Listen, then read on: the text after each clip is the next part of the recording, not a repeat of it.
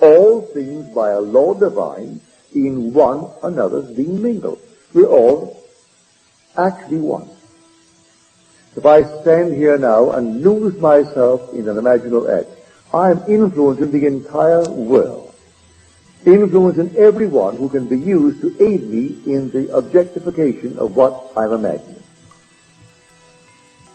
So do it lovingly. Whatever you do, do lovingly. I don't care what it is. And if you are ever in doubt, do the loving thing, which is called, by the simple term, the golden rule. Do unto others as you would have them do unto you. So if you're ever in doubt, use that as your rule, and you can't go wrong. And then the day will come that you and I will meet on high. Then you'll be able to understand Scripture.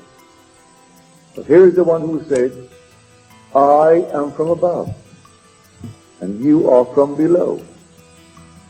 I am not of this world. You are of this world.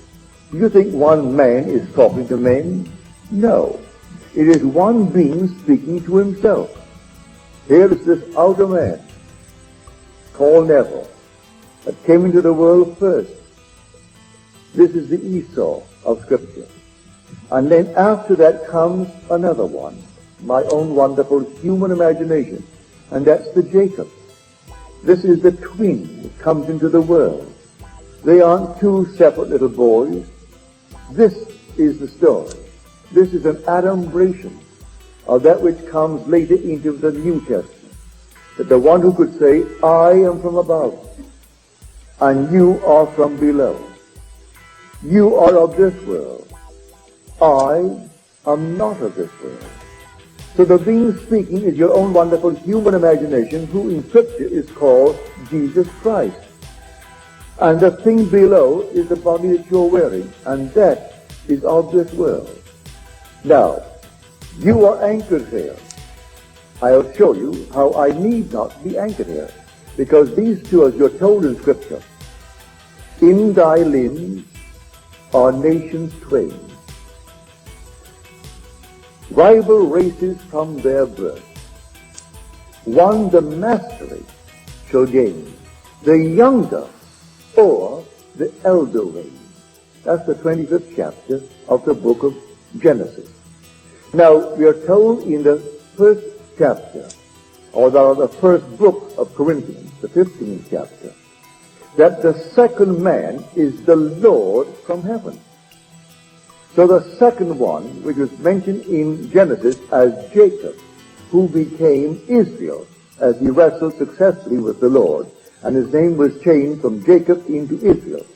He is that second man. He came second. Esau came first. Well, this is the Esau. And it's limited to its senses. It can only accept as true what the senses dictate, what reason allows. But there's something outside, far beyond this, which is the second man, and he is the Lord from heaven. And he is called in Scripture the Lord Jesus Christ. So here I stand here. I only accept as real what my senses now dictate, the room. But I don't want to be here. Is there something in me that could dominate this little man that insists that this is the only reality? Well, certainly it's my own wonderful human imagination. Can I, while standing here, assume that I am elsewhere and see the world from that elsewhereness and see it as I am now seeing this from this platform? I can do it. Well, if I do it, what would happen? I'd go there.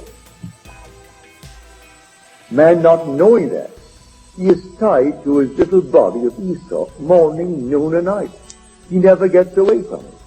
But these rivals within man, but the second one eventually will become superior. Their rival races from their birth. Yet that younger one is destined to be the master. And the younger, which is the second, is the Lord from heaven. And he will actually dominate when he becomes awake within this wonderful story that is Scripture.